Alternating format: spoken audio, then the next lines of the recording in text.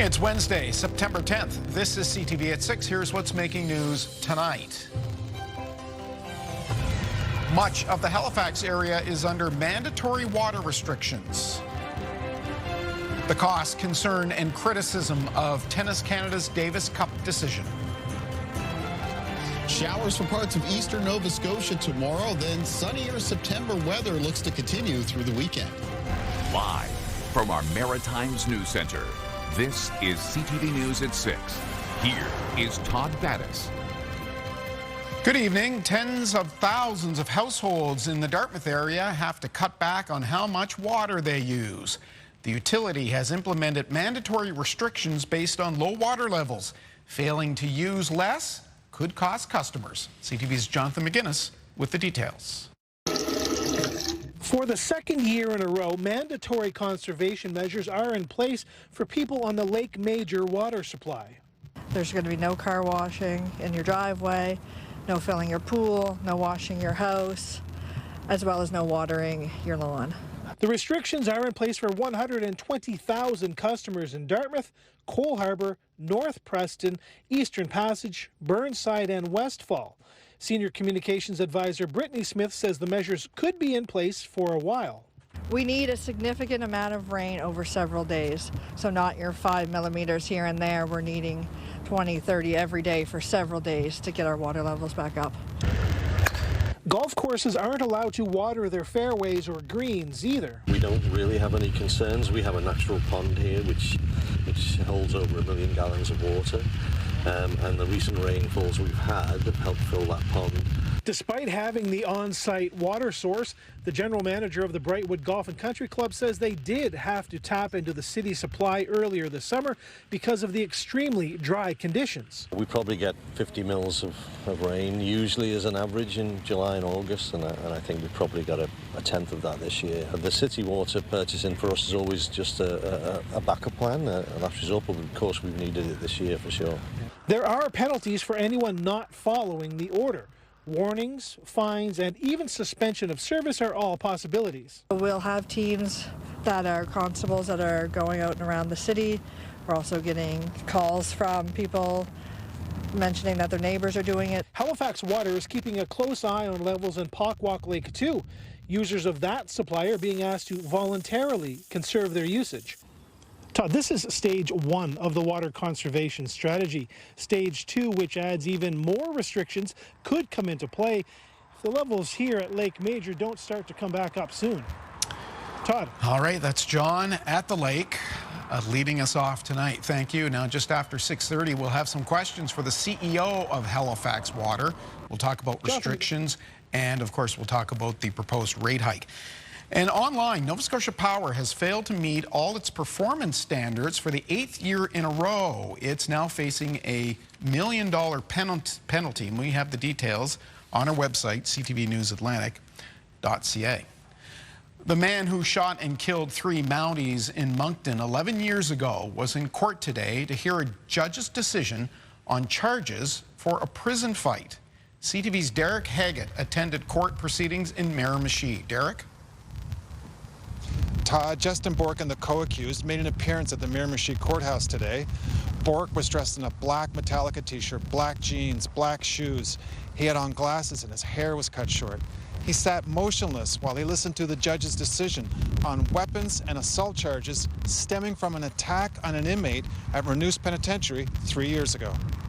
Justin Bork and Christian Clake of Halifax were both found guilty of aggravated assault and weapons charges after an incident at the Atlantic Institution in Renews on May 3rd, 2022. The judge reviewed details of an attack on a third man, also an inmate, saying that both Bork and Clake used shanks, weapons made inside the prison, to assault the inmate. During a trial in May of this year, the court heard evidence from 6 Crown witnesses. The court also heard evidence from Clake, but Bork did not testify. Court documents state Bork and Clake had the upper hand and were beating the victim and repeatedly hitting him on the head. The inmate was pinned to the ground, and a guard threatened to use a carbine if the 2 men did not stop the assault. The victim needed medical attention for stab wounds to the neck and chest. Clake maintained he acted in self-defense, but the judge didn't see evidence to support that claim. Bork is serving life sentences for the June 4th, 2014 murders of constables Doug Larch, Fabrice Gévaudan, and Dave Ross. He also shot and wounded 2 other Mounties on the same night during a shooting rampage in a northwest Moncton neighborhood. Justin Bork did not speak during today's court proceedings. He was seated between 2 sheriffs, and he looked much different from the photos that we're used to seeing him in. He will be sentenced later this month. Todd. And we will certainly report that. Derek Haggett at the courthouse in Miramichi this evening. Protesters have been organizing against Team Canada hosting Team Israel in this weekend's Davis Cup tennis qualifier in Halifax. They told CTV News they bought dozens of tickets and planned to rally inside Scotiabank Centre, but it's not clear if that prompted Tennis Canada to bar fans from attending the international tournament. CTV's Jesse Thomas has more. Cheer on Tennis Canada reads the sign outside Halifax's Scotiabank Centre, but no fans will be allowed inside to cheer on the players when they face Israel in a 2-day Davis Cup qualifier. Protesters, who've been vocal in the lead up to the tournament, call Tennis Canada's decision to bar spectators for safety reasons a victory, but says it doesn't go far enough. They want the tournament canceled and Israel banned from other international sport. It's not a complete victory, but it's a victory. They have been forced to skulk in the shadows, right? No athlete wants to perform without spectators. In an email, Tennis Canada confirmed they had sold 1,500 tickets to both Friday and Saturday's games, well shy of the 5,000 seats available. In an interview with CTV News on Tuesday, Tennis Canada CEO Gavin Ziv wouldn't say what kind of safety intelligence they received. I can't really get into the intelligence side of this from the security side, just to keep that separate, but definitely enough for us to have to make this decision. Of the tickets sold, Saney says a few dozen went to protesters who had planned to demonstrate inside the venue. It's not clear if that played into Tennis Canada's decision to ban spectators. They were going to go in there, perhaps to display Palestinian flags, I don't know, to shout slogans. That won't happen now. Refunds for tickets are being issued, and not even media are allowed inside to cover the games. Events East, which oversees events at Scotiabank Centre, declined an interview request again today, but in a statement said they anticipated the tournament would bring in anywhere from $2 to $2.5 million in revenue for the local economy, projections that are likely to change without fans in the stands. And Todd, I spoke with a few nearby restaurant and pub owners, all of whom declined to go on camera, saying the tournament has just become too political, but all said they would have welcomed the business, obviously. But here, as far as the tournament goes, we know that fewer than a third of all available tickets were sold. That seems to indicate there wasn't much of a local appetite for the Davis Cup either. Todd? All right, Jesse Thomas in downtown Halifax right now in front of Scotiabank Centre. Thank you. The labor dispute continues at Dalhousie University. The two sides did not meet today as initially planned. With no talks scheduled, students are growing impatient and want money back for missed classes. CTV's Vanessa Wright reports. No classes, no fees, refund our degrees. No classes, no fees, refund our degrees. The latest rally on the Dalhousie campus has some students demanding tuition refunds as the labor dispute between the university and faculty members enters its 3rd week. We're in a position where we're paying for classes that aren't happening and expected to pay the full amount. And so we were rallying specifically to ask that there be compensation for tuition. Despite going back to the bargaining table Monday and Tuesday, a deal has yet to be reached. The semester is already underway, but these third-year students have had all their classes canceled. We have no routine, so it's weird being here and not having anything to do. Like, we came here, showed up, we're all ready for school, we're all excited to go back and learn and take the classes that we chose to take this semester, and then being here, there's nothing to do right now. We're just kind of all... We're just like hanging around. We have no routine, no structure, nothing to do. That frustration fueling their decision to take part in today's rally. It just wouldn't be fair for us to have to pay full tuition if we're here for weeks at a time and not getting the education that we're paying for. The Faculty Association declined an on-camera interview while negotiations are underway.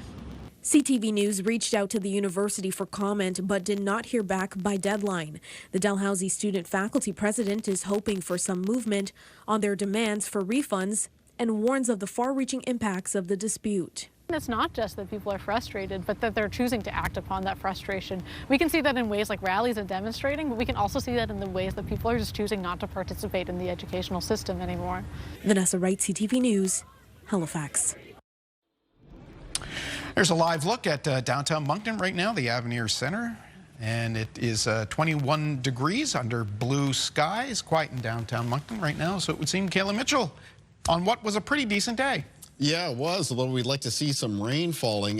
Todd, just reading an update that was put out just over the past hour from Agriculture and Agri-Food Canada, the Canada Drought Monitor, and no surprise that after August, drought conditions have worsened through a large part of the Maritimes. Areas that were being analyzed as being in severe drought, now being analyzed as being in extreme drought after August was sort of a top 5 driest August for many locations in the region. Taking a look at our current radar and satellite picture, there's a lot of moisture holding just off the Atlantic coastline of Nova Scotia. Low pressure system coming up with it. Just not going to get close enough, though, for us to tap into that. And this has sort of been an ongoing story when it comes to the larger weather patterns that have been keeping conditions dry in and around the Maritimes going back, months on end, back to the start of the summer. So this weather system really not expected to bring much rain to the region. Chance of showers up and down the Atlantic coastline of Nova Scotia. Maybe some rain skirts past parts of coastal Guysborough County and a few locations in Cape Breton. So where is the moisture? We can see we've got a lot of it there, all hanging out over the Atlantic, all being drawn up from the subtropical Atlantic. But having moisture in place isn't enough. You need a weather system to sort of draw that moisture in, to lift it up in the atmosphere, and to develop it as cloud cover and rain. And instead, what we've had is persistent areas of high pressure. And high pressure systems come in with something called subsidence. It's the sinking of the air, and that prevents the upward motion that develops clouds and precipitation. Now, moving past the pressure systems, we've also had issues with the jet stream pattern, a persistent series of ridges or blocks in the west, preventing a lot of moisture from the Pacific from working its way across the country. And out here in the east, in Atlantic Canada, not getting enough south to north jet stream to sort of tap into that moisture and bring it up more directly into the Maritimes. Instead, throughout much of the summer, it's been sort of directed off towards the east, off towards the northeast, off towards the North Atlantic, so that when we do have weather systems move in, they don't have as much moisture to work with. And unfortunately, since we're missing out on this latest rainmaker, conditions look like they're going to be relatively dry here over the next several days. This overall weather pattern continuing as we move up towards mid-September. More in the forecast later on, Todd. Yeah, we like when hurricanes and winter storms sort of hang out at sea and take that direction, but we could certainly use the rain from that moisture systems out there. Yes. Now. Yeah. Okay, we will see you later for the full forecast. Free RSV vaccines will soon be available to the youngest and oldest Nova Scotians. The move is designed to save people money and the healthcare system. But as CTV's Callum Smith tells us, it's costing the province almost $7 million. RSV, or respiratory syncytial virus, is common and contagious, causing cold-like symptoms, particularly affecting infants and seniors. Experts say every child will get RSV by the time they're 2 or 3 years old. If they get it in the first year of life, 1 in 2 to 3 babies out of 100 will be admitted for RSV. It can be fatal, though that's very rare in North America. Every winter there are waves of influenza, RSV, and other viruses. These cause pneumonia, an infection of our lungs where we breathe, wheezing, fever, and other symptoms, all of which interfere with the baby's ability to breathe and to feed. Aside from the health protection, the vaccination rollout is also about hospital preservation. Every winter at the IWK, we are just overburdened in the emergency room. We don't have enough beds. Langley says other jurisdictions that have implemented this have seen a reduction, up to 85%, in hospital admissions. Anyone who has cared for a baby with RSV knows how frightening the virus is and how quickly symptoms can escalate. Nova Scotians 75 and older can now book appointments online. Last year, it was only available to seniors in long-term care facilities or children under 2 years with certain health conditions. Our people had to pay, if they wanted to get it, had to pay between $200 and $300 for it. So this is a huge benefit. We've had members with RSV, and the problem with RSV is there's no cure for it. Babies born during RSV season, typically starting in November, will receive a long-acting monoclonal antibody before leaving hospital, and infants up to 8 months old can get vaccinated starting October 15th. The province calls for understanding as vaccination rolls out. People will be excited and they'll go on and they'll say there's no appointments, but there will be shipments that will come incrementally over time, and there's no shortage. So, but it will take a bit of patience. Callum Smith, CTV News, Halifax. A public meeting is underway right now in Miramichi about public safety downtown. Business owners want better protection. Advocates say the homeless are being unfairly targeted. Nick Moore has been covering this. He joins us from Miramichi. Nick. Well, good evening, Todd. The public town hall meeting here tonight will focus on the subjects of vandalism and open drug use in the Miramichi area, but in particular the downtown Newcastle core and the area in and around Queen Elizabeth Park, which is in downtown Newcastle. The downtown business district in Newcastle has been for a few weeks now calling for Queen Elizabeth Park to be blocked off until the issue is addressed, saying that discarded used needles and other waste has become a public health issue. Miramichi Mayor Adam Lorden said that it's not a priority right now for Miramichi City Hall to block the park, saying that there's no evidence that blocking the park would address the issue. Both the mayor and Miramichi City Police Chief Brian Cummings acknowledged that there has been a visible increase in drug use and vandalism in downtown Newcastle, and that there has been an increase in police around the area. All of that expected to be on the agenda at the meeting tonight. Todd. Nick Moore in Miramichi, and we'll have more from that meeting at 11:30. Get the Maritimes top stories, breaking news alerts, and watch live. Download the CTV News app.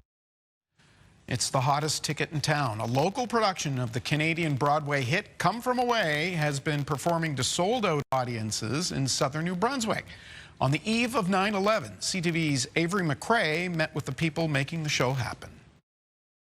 It's unlike any show ever produced in the province. This is a show made by East Coast Canadians for East Coast Canadians. From performers, musicians, to the person collecting tickets at the door.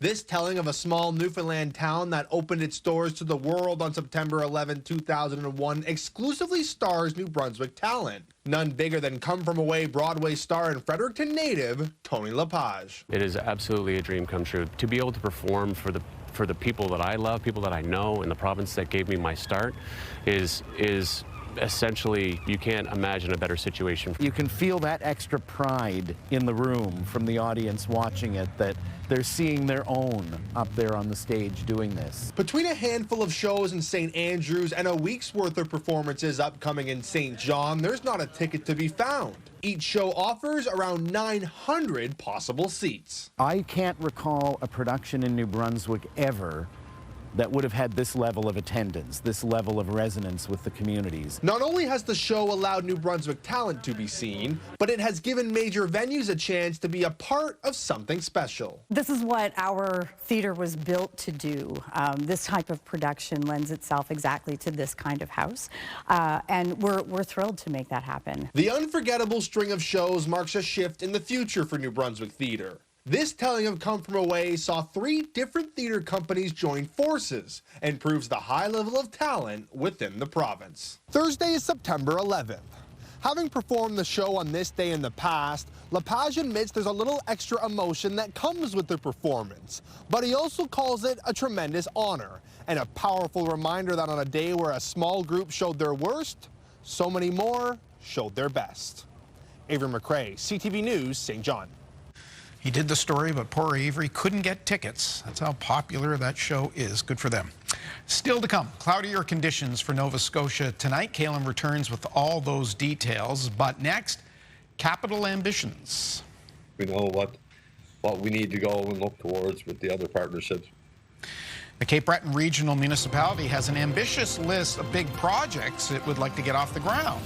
I'll tell you about them next.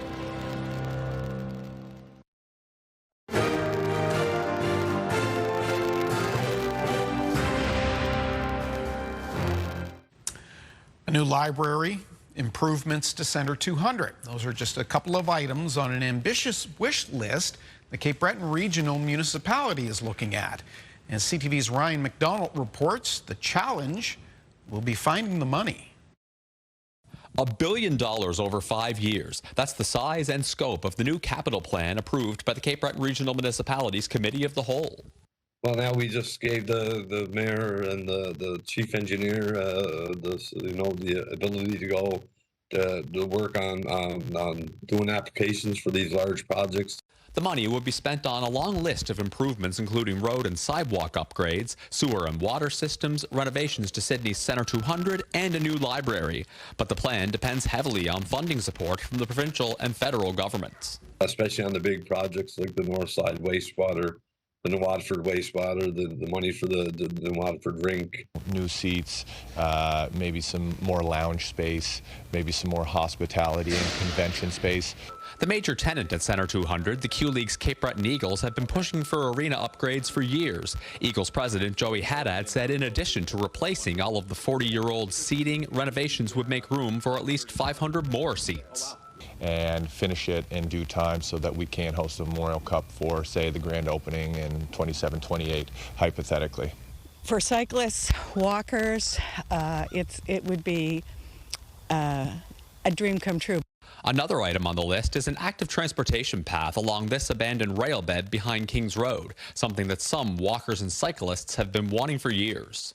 It would be good for tourists coming to visit. It would be also just good for the people who live along here, either for recreation, and it gives them a choice of getting into town or out of town. In addition to securing a lot of money from other levels of government, the municipality would also have to significantly hike its spending. It's a list of priorities. I'm sure not everything will get done, but at least we know what we need to go and look towards with the other partnerships with the federal and provincial governments. A spokesperson for CBRM said the next step is for the capital plan to go before a full meeting of council on September 16th. Ryan McDonald, CTV News, Sydney. Still to come tonight, a breezy north wind for Thursday. Caleb Mitchell is working on the full maritime forecast. He has that in a couple of minutes' time.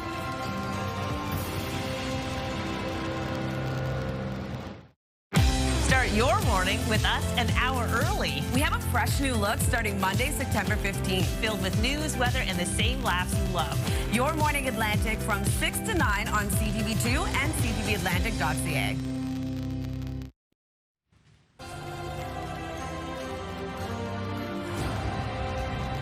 Oh, we're going to dedicate this shot to our film critic, Richard Krause, who is a proud native son of Liverpool, Nova Scotia. We know members of the Krause family watch us each night. We appreciate that. A little bit of fog rolling in Liverpool. One of my favorite communities down the South Shore. Yes, that is the sign of some of that moisture that is with that low pressure system that is frustratingly passing just off the Atlantic coastline of Nova Scotia. I could hear it in your voice in the earlier weather where it's like, come on. So close. So close. That's so far. Yeah. Liverpool is one of the areas that does have a chance of maybe getting a little bit in the way of some lighter showers, but it does just look like if any moisture does show up, it'd just be in the form of some showers or some drizzle from that weather system, not the sort of soaking rain that the region really needs. Let's take a look at weather conditions across the country quickly. We'll get back to our forecast. Very pleasant right now out in BC. We've got 20 degrees at both Vancouver and Victoria, seeing some sunshine. There's a ridge that is once again built up over western parts of the country. It's allowing for temperatures to really warm up. You can see that at this hour, especially through areas in Saskatchewan and Manitoba. Saskatoon right now sitting at 30 degrees and Winnipeg sitting at 27. Moving off towards the east, we've got low 20s moving up through southern Ontario and into southern Quebec. It's a very pleasant evening as far as temperatures go here in the Maritimes. 22 at Fredericton, 18 at Halifax, and 20 at Charlottetown. 15 degrees currently in St. John's. In Labrador City reporting some rain, sitting at 11 in Happy Valley, Goose Bay with a mix of sun and cloud and 16 degrees. On our timeline for cloud cover and precipitation. So again, we're already seeing some of the cloud cover from that stalled weather front and low pressure system that's moving up along it. And that cloud cover is going to be present as we move through tonight in towards tomorrow, though it looks like the bulk of the rain is going to be holding just off the Atlantic coastline of Nova Scotia. There is a chance that some of the rain tomorrow brushes into eastern areas of Nova Scotia. This will be mostly during the morning hours, coastal parts of Guysborough County as well as coastal coastal areas in Cape Breton. If that happens, that is the one part of the Maritimes that could possibly pick up some rainfall totals of around 10 millimeters or a little bit more. Otherwise, moving into Thursday afternoon, it's a mix of sun and cloud expected around the region, and winds that are going to become northerly, and they're going to be picking up a little bit. They'll be on the breezy side. They'll be sustained tomorrow afternoon, mostly between 15 and 30 kilometers per hour. Maybe have some occasional gusts between 30 and 40. Low temperatures in the forecast for tonight, with conditions in New Brunswick being a little bit more on the clear side. It does cool down a little bit more. Lows falling into range around 5 to 10 degrees for many communities, 11 for Moncton. Low temperatures for Prince Edward Island tonight between 8 and 12 degrees. And for Nova Scotia, most of the low temperatures low to mid-teens, though as mild as the mid to high teens around parts of the Atlantic coastline. Highs in the forecast for tomorrow for communities in the north of New Brunswick between 18 and 22 degrees, a mix of sun and cloud, and a breezy northwest wind. Central and southern areas of New Brunswick with high temperatures mostly in the low 20s for tomorrow. Prince Edward Island with high temperatures of around 19 to 23 degrees, the mix of sun and cloud, north winds 20 gusts into 40 kilometers per hour. In Cape Breton, the high temperatures between 18 and 20. There is a chance of that morning rain showers around the Atlantic coastline, and for Guysborough County as we get into the forecast for mainland Nova Scotia. The North Shore, though, should stay clear of that wet weather. Highs there 19 to 21. 23 for Amherst for tomorrow, and for Truro in the city centers, Halifax and Dartmouth, some of the warmest temperatures. We were just looking at Liverpool, some of the warmest temperatures in the Maritimes tomorrow, right around the South Shore because of that northerly wind. 25 for Shelburne and Liverpool. The Annapolis Valley, high temperatures near 24. In the 7-day outlook for New Brunswick, sunshine for Friday with high pressure in place, but the breezy north wind continues. It's a mix of sun and cloud in the weekend forecast, and for the start of next week with sunshine and temperatures trending to be warmer Tuesday into Wednesday. For Nova Scotia in the outlook, coming up on Friday, mostly sunny, but a bit of a cooler and breezy day. A mix of sun and cloud through the upcoming weekend, most highs in the low 20s. And for the start of next week, sunshine for Tuesday and Wednesday of next week. Temperatures warming up. And for Prince Edward Island, cool and breezy on Friday, high near 16, but back up to 20 on Saturday, then 22 on Sunday. 18 degrees on Monday with a mix of sun and cloud, and looking a bit warmer Tuesday and Wednesday of next week, Todd. Lots of sunshine. Okay, we'll see you at the end of the show, Kayla. Thank you. Next, we'll be joined by the CEO of Halifax Water. We'll talk about restrictions and rate hikes. And Katie is live on the red carpet tonight. Katie. I'm Katie Kelly, live from the Atlantic International Film Festival at the Lord Nelson downtown, where the festivities are underway. This is the 45th edition of this film festival, and there are so many things in store, including a very special gala presentation tonight. Coming up on the scene, I'm going to be speaking to the filmmakers behind it. Stay tuned for that. Mornings with Crash and Sarah Betts. Hey, what would you put in a time capsule from your youth? Hair gel for the memories. Take you back tomorrow morning, plus your next Dream Big keyword at 6 a.m.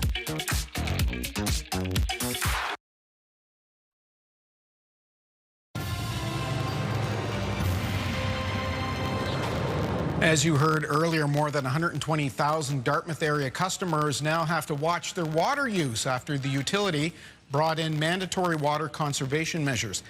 Kenda McKenzie is General Manager and CEO of Halifax Regional Water Commission. She joins us now. It's nice to see you. Good afternoon. Appreciate your time. Let's address those restrictions. Do you think it'll be enough to ease pressure on the facility at Lake Major? Yes, we're certainly hopeful that they will. We've gone through a few weeks at the voluntary level, and we're hopeful that people be a bit more mindful and do their part as we enter into these mandatory restrictions. You're asking people to cut back, but will you be monitoring individual household usage?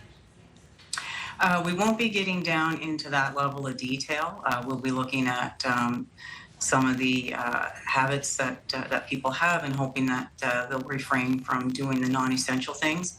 And if we have to heighten or go to the next stage, unfortunately, we'll have to advance to that. But right now, we're hopeful that people will take this seriously, do their part, be mindful of the little things like not letting the tap run while you're brushing your teeth, and taking shorter showers where possible, those types of things.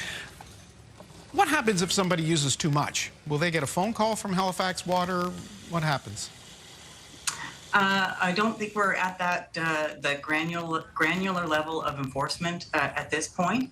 We do monitor our customers' usage on a regular basis, just to be mindful that if they may have a leak, that they would end up paying for unused water. And so we will continue to do that monitoring and provide that service. But if we see anything abnormal, then we'll certainly be reaching out. Right.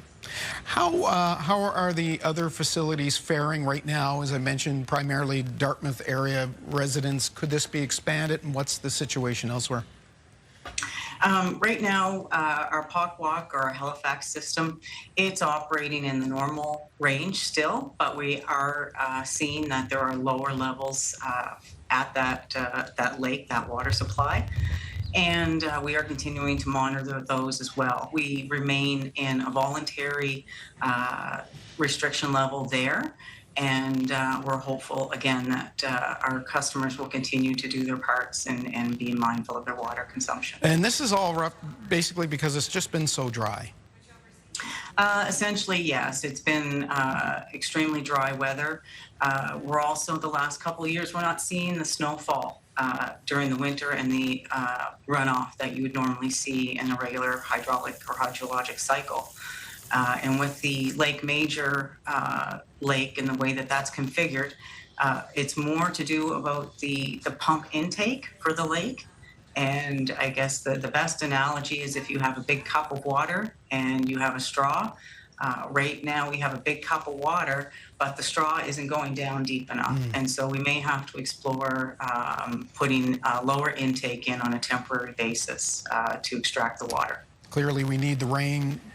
Now I understand we need the snow as well. Yeah, and that'll help out. I'm sorry, but we do need some snow as well. Yeah, right. Let me change gears, ask you about the proposed rate increases. I think it works out to roughly, what, $335 a customer over a couple of years.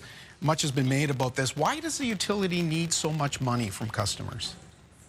Yes, so we are a non-for-profit organization. We generate our revenue to pay for our operational expenses through our rates. And so the last few years, in 2020 and 2022, we were operating in a deficit, but we had the benefit of surpluses or reserves. And we did not have to increase rates at those times. And we were very mindful in 2020 and 2022 that the community was going through COVID and recovering through COVID. And so we were very mindful and made the decisions to not increase rates then. It's quite a leap though, right? 18% over a couple of years? Yeah, so with the initial increase, it's 16.2 that we're proposing for all three services as of January 1st, 26. And then in April of 26, we're proposing at 17.6. So unfortunately, when we made the decisions in 2020 and 2022 and had the benefit of the surpluses to offset the rates that we initially thought we had needed and asked for, where we don't have the surpluses to offset these costs, now we have to recover those. And we have significant deficits. We have a deficit of approximately 17 million from last year, 24-25, and are budgeting $34 million deficit for 26-27. And so we have to try and make efforts to get back to a cost neutral position. And so that's why we are seeing the rate increases that we've put before the utility board. Does a customer's ability to pay factor into, when you're considering a rate hike proposal?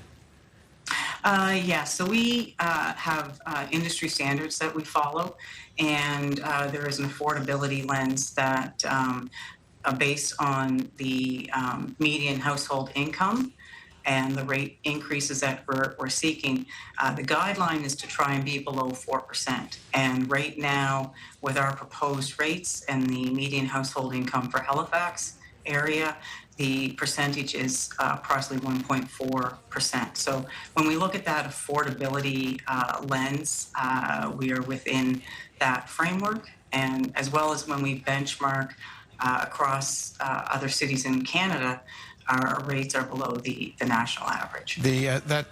Yeah, that's a tough sell, though, right? To get people who are living in one city to accept that it's more expensive elsewhere. Let me ask you about Olin's Brewery. Of course, that made news when the company, a major consumer, came out and said, look, if pushed, they would have to look at perhaps leaving the city. Other companies, no doubt, would be looking at this seriously. The mayor has written a letter to the consumer advocate.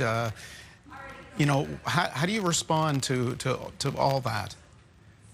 Right, so unfortunately I won't be able to speak to any great detail about either of those letters because they're before the utility board right now and we're about to embark on our hearing next week. But we do take seriously the affordability concerns raised by both our residential customers and our commercial customers. And we look and try and make every effort to keep our rates as low as we can. We look for efficiencies in our operations and try to keep things in check as best we can. There was the Rental Housing Association has proposed something to the effect of 5% increase over the next 5 years as a way to make it a little more manageable for a number of customers. Is that something that could work? Is that something that the utility has considered? Again, where that's before the utility board next week, we will be commenting and going through that process in that form, and we'll be speaking to that proposal or rate structure. We do want to try and get to a predictability lens. We've heard that from a number of our customers that they want to have rates that not only are lower, of course, but are more predictable from year to year. So those are the things that we'll be working on as we go through this and come out of this application and look to future. Kendall McKenzie, Halifax Water, thank you very much. We certainly appreciate your time tonight.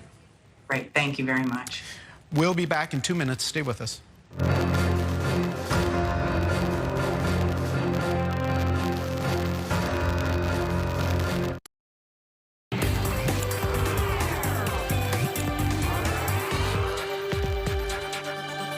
Time for a special edition of The Scene. Opening night for the Atlantic International Film Festival is finally here.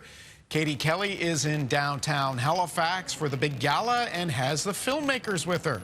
Hi, Katie.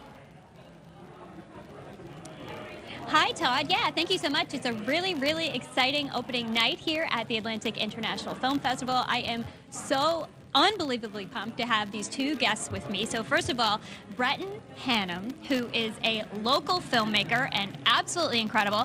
And then the lead actor, we have Blake Alex Miranda. Thank you both for being here. It's so exciting to meet and chat with you both. Yeah, pleasure to be here. Thanks for having us. Okay, how excited are you? Because this is a big deal. Opening night gala, you're the director. 70% excited, 30% nervous, 10% terrified. Yeah, okay, fair enough, fair enough. Okay, but you have a little bit of experience at this point. You just came from TIFF. How was that? Great. It was an awesome screening, awesome audience. Looking forward to home crowd getting to see the film. Yeah, a little bit different, right, to be at home? Yeah, very different. Yeah. And it's, you know, all these people either shared in the creation of the film or it's about the land that they live on, so it's super awesome. Yeah, super awesome and also super special. So with that, Breton, just tell us a little bit about At the Place of Ghosts. Yeah, it's about two estranged siblings that have very different lives, and this trauma has forced them apart from younger years, and it literally sort of is haunting them as this dark spirit. So they sort of have to come together to travel into the heart of this special forest in order to get to the center of it and begin to heal from that trauma. Wow, amazing. And Blake, of course, you're one of the brothers. Your cast is one of the brothers. Tell me a little bit about your role. So I play Misael in At the Place of Ghosts, and it was just such a privilege working with Breton and with Forrest Goodluck, who plays my brother. It was all the things that I really wanted in a role. It challenged me physically, emotionally. Physically, you laugh because it was a lot of nature. But it was so rewarding, and I absolutely loved the process. It was so fun. Yeah. You said you're from West Hollywood? Yes. You spent a lot of time here in the Maritimes filming this. I know I didn't get to see the movie yet, but I hear there was, some rain, some time in canoes, some rough terrain. So I'm assuming that's a little bit of what you're referring to? Just a little bit of rain, just a little bit of canoeing, just a little bit. Living in a concrete jungle and then coming out here, it was a big ask, but I feel like everybody on set really wanted to bring their A game, wanted to make something that was super cool. It was a great environment, and I loved it. Yeah. I love to hear that. Breton, I know these two brothers, these roles, you want them to connect. Was it hard to find the two actors and they needed to have that connection as well? So how did you do that? Yeah, it was a long process, and it's one of those things where their chemistry literally carries the entire film. So if they hate each other, it would be really difficult. Yeah. So we cast it off like a chemistry read, right, to see how they got along together. And then I constantly just poked them. And then I think they started poking each other like real siblings. Another really cool thing you just mentioned to me before we started was that a lot of the crew, of course, were local, but you also cast a lot of kids, which is cool. Tell me about that.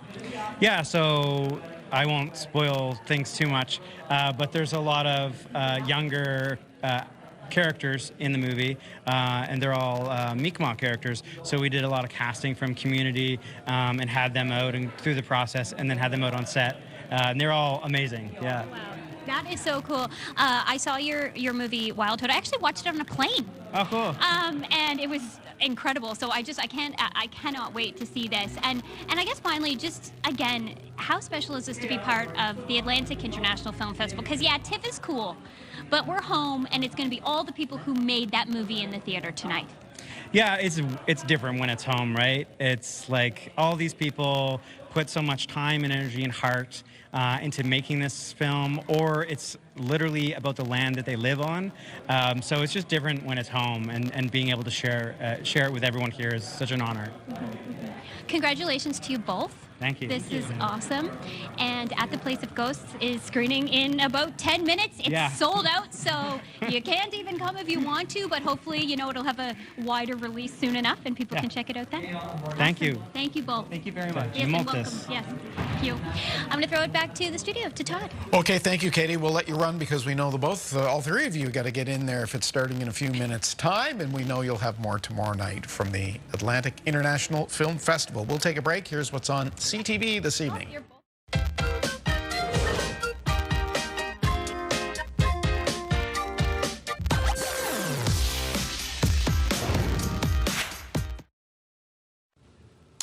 No business report tonight, but you can get the latest on the markets at bnmbloomberg.ca. Kayla Mitchell is on the weather deck. It is getting darker earlier and earlier. It is. I mean, for sure, we are losing daylight in the evenings, and that's going to continue to happen, of course. Yeah, but Kayla, the temperatures still feel summer-like. Yeah, it's pretty mild out here. I'd say high teens at the moment here in the north end of Halifax. One of the other reasons why it's a little bit darker for me right now is that got some of that cloud cover hanging directly over top, and that's off of that weather front, that low pressure system that we're mostly just going to be seeing the cloud cover from. There is a chance a little bit of light precipitation up and down the Atlantic coastline of Nova Scotia from it. Maybe some rain that just brushes into Guysborough County and coastal areas of Cape Breton for tomorrow. But more on that in a moment. Let's take a look at a viewer picture for tonight. This is a beautiful sunset picture sent in from Margie McDonald. It was taken at Aspen, Nova Scotia. So speaking of the east of Nova Scotia, Aspen for tomorrow, cloudy periods, high temperature of 18 degrees, only a low chance of showers. I'd say about a 30% chance. Day planner for tomorrow around the Maritime region, clearest start to the day in areas of New Brunswick, western parts of Prince Edward Island. We've got that chance of a little bit of rain around parts of the east of Nova Scotia. Then moving into Thursday afternoon, even that'll be clearing off towards the northeast, and in behind it, mostly a mix of sun and cloud around the Maritimes. A lot of high temperatures tomorrow, ranging from the high teens into the low 20s, some mid-20s possible down around the south shore of Nova Scotia. Let's find out what's coming up tomorrow on CTV Morning Live. Thursday on CTV Morning Live, The Franchise. We'll chat with Major League Baseball reporter and author Keegan Matheson about his new book chronicling the history of the Toronto Blue Jays. News, weather, and more. It's everything you need. CTV Morning Live, Thursday. And that will do it for us tonight. That is our look at the day here at home. Callum Smith is here with our late report at 11:30 after CTV National News. I'm Todd Battis. I hope to see you right back here tomorrow night at 6 o'clock for your local news. Until then, have a good night.